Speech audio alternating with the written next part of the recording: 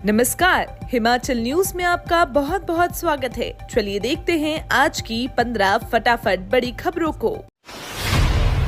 मुख्यमंत्री सुखविंदर सिंह सुक्खू बोले, पीरियड आधार पर रखे जाएंगे शिक्षक, बदलेंगे पढ़ाई का तरीका। मुख्यमंत्री सुखविंदर सिंह सुक्खू ने कहा, प्रदेश के कॉलेजों में पीरियड आधार पर शिक्षक रखे जाएंगे।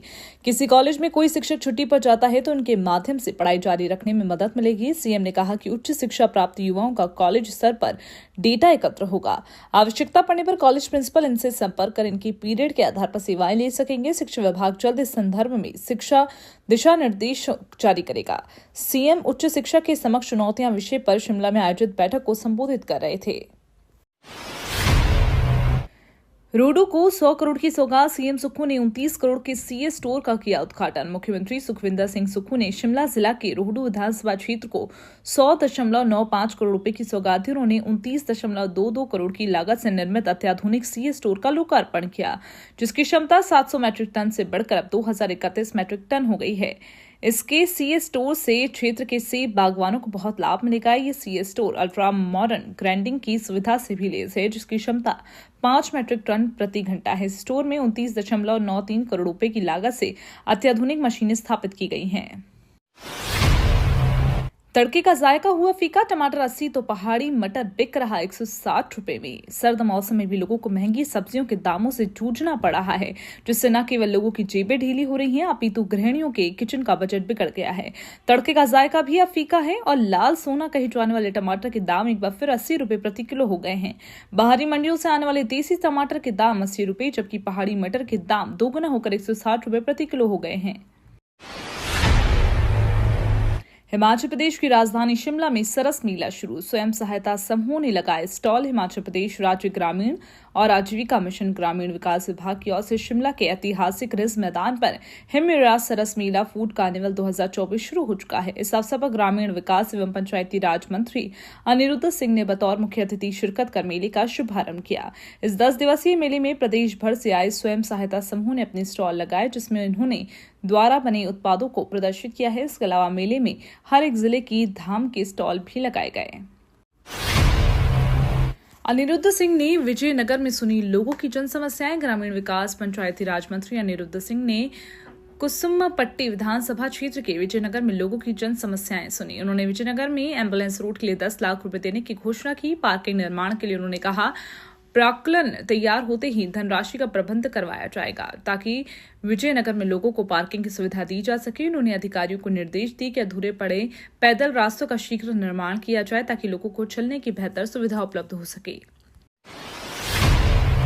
राधा स्वामी सत्संग व्यास के भोटा चैरिटेबल अस्पताल का मामला, विंटर सेशन के पहले दिन आएगा बिल। राधा स्वामी सत्संग व्यास के भोटा चैरिटेबल अस्पताल के मामले पर सुखविंदर सिंह सरकार विंटर सेशन के पहले बिल पेश करेगी। इस बात का फैसला शिमला में सीएम सुक्खू की अगुवाई में आयोजित हुई हाई लेवल मीटिंग में लिया गया। उल्लेखनीय है कि मुख्यमंत्री सुखविंदर सुक्खू ने अपने आधिकारिक आवास ओक ओवर शिमला में राधा स्वामी सत्संग व्यास चैरिटेबल अस्पताल भोटा से संबंधित भूमि हस्तांतरण के मामले पर चर्चा के लिए बैठक बुलाई थी। सीएम सुक्खू ने इस बैठक में संबंधित अफसरों को संशोधन विधेयक का मसौदा तुरंत तैयार करने के निर्देश दिए। सैलानियों के लिए बंद हुआ रोहतांग पास, रास्तों पर जमने लगी ब्लैक आइस। हिमाचल में ठंड के कहर के बीच रोहतांग पास को यातायात के लिए बंद कर दिया गया। अब से रोहतांग पर किसी भी तरह की गाड़ी को यहां जाने की अनुमति नहीं है। ऐसे में अब बर्फ देखने के लिए सैलानियों को इंतजार करना होगा और अगले साल ही इस दर्रे का सैलानी फिर से दीदार कर पाएंगे। जिला कुल्लू के पर्यटन नगरी मनाली का रोहतांग पास देश विदेश के सैलानियों के लिए आकर्षण का केंद्र बना हुआ है।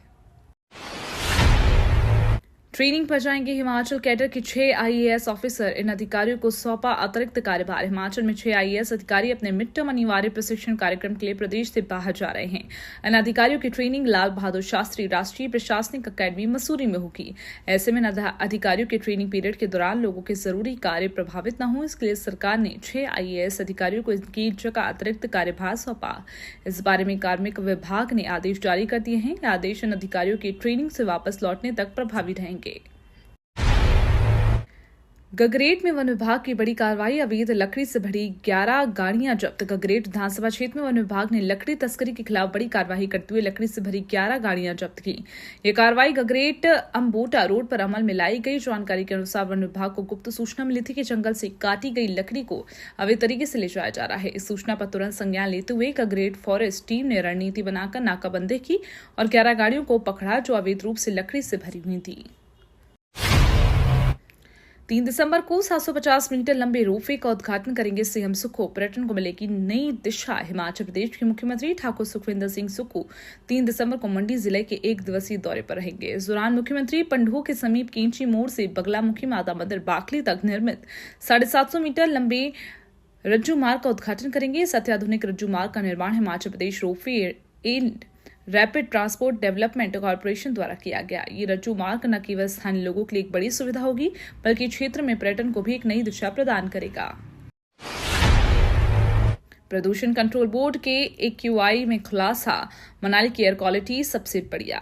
विश्व पटल में प्रसिद्ध पर्यटन नगरी मनाली की एयर क्वालिटी सबसे बढ़िया है। हिमाचल प्रदेश की बात करें तो सभी जिले के मुकाबले मनाली की एयर क्वालिटी गुड है। देश भर में तो मनाली एयर क्वालिटी में सबसे बढ़िया हो सकती है। हिमाचल प्रदेश राज्य प्रदूषण नियंत्रण बोर्ड के एयर क्वालिटी इंडेक्स में जिक्र हुआ है।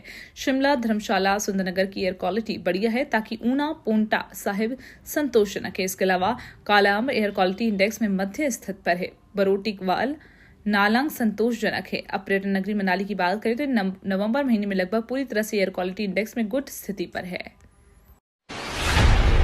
सुक्खू सरकार के 2 साल पूरा होने पर बीजेपी प्रदेश भर में देगी धरना। 10 दिसंबर को शिमला में महाधरना। 2 साल का कार्यकाल पूरा होने पर हिमाचल की सुक्खू सरकार 11 दिसंबर को बिलासपुर में जश्न मनाने जा रही है। बीजेपी ने भी इस मौके पर सरकार को घेरने की रणनीति तैयार की। इस दिन पूरे देश में बीजेपी धरना प्रदर्शनों का आयोजन करेगी।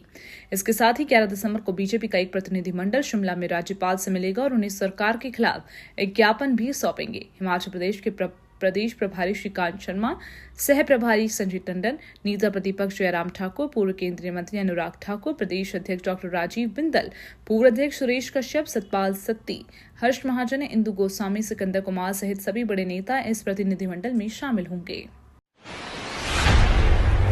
रोहतांग समेत ऊंची चोटियों पर हिमपात, बर्फ के फाहों में हुआ रोहतांग दर्रे में सैलानियों का स्वागत। जनजातीय जिला लाहौल स्पीति में पिछले कुछ दिनों से न्यूनतम पारा 0 से करीब 8 डिग्री तक नीचे लुढ़क गया, जिस कारण पूरे जिले में कड़ाके की ठंड का कहर जारी है। मौसम के करवट बदलते ही रोहतांग समेत कुंजम, बारालांचा और कोगाती दर्रे में हल्का हिमपात हुआ। देश और दुनिया के सैलानियों की पहली मनपसंद रहने वाली रोहतांग दर्रे में 2 इंच हिमपात हुआ। शनिवार को रोहतांग गए पर्यटक भाग्यशाली रहे। हिमाचल भवन की कुर्की रोकने के लिए सुक्खू सरकार ने 64 करोड़ की जमा, अब नहीं होगी नीलामी। नई दिल्ली स्थित हिमाचल भवन की कुर्की रोकने के लिए राज्य सरकार ने हाईकोर्ट में 64 करोड़ रुपए का अपफ्रंट प्रीमियम जमा कर दिया। सरकार ने साथ ही हाईकोर्ट में एक अर्जी दायर की जिसमें पिछले आदेश वापस लेने की गुहार लगाई गई। हिमाचल हाईकोर्ट के न्यायाधीश अजय मोहन गोयल की अदालत ने सैली कंपनी को 64 करोड़ रुपए अपफ्रंट प्रीमियम के तौर पर अदा न करने पर उतनी ही संपत्ति के हिमाचल भवन को अटैच करने के आदेश दिए। साथ ही कंपनी को अपफ्रंट प्रीमियम 7% ब्याज समेत याचिका दायर होने की तारीख से देने को भी कहा है। किसान ने 8 बीघा बंजर भूमि पर लगाया सोलर पावर प्लांट, हरित ऊर्जा उत्पादन को दिया बढ़ावा। हिमाचल प्रदेश की ओर से ऊर्जा नीति ने राज्य में न केवल हरित ऊर्जा उत्पादन को बढ़ावा दिया बल्कि ग्रामीण क्षेत्रों में स्वरोजगार के नए अवसर भी उत्पन्न कर रही है। विशेष रूप से मंडी जिले के पंजाब सिंह तपवाल का उदाहरण इस नीति के सफल क्रियान्वयन को दर्शाता है। उन्होंने अपनी 8 बीघा बंजर भूमि पर 500 किलोवाट का सोलर पावर प्लांट स्थापित किया और अब प्रतिमाह 2 से 3 लाख रुपए की आय प्राप्त कर रहे हैं। ये तो थी आज की 15 बड़ी खबरें। डेली खबरों से अपडेट रहने के लिए चैनल को सब्सक्राइब करना बिल्कुल ना भूलें। धन्यवाद।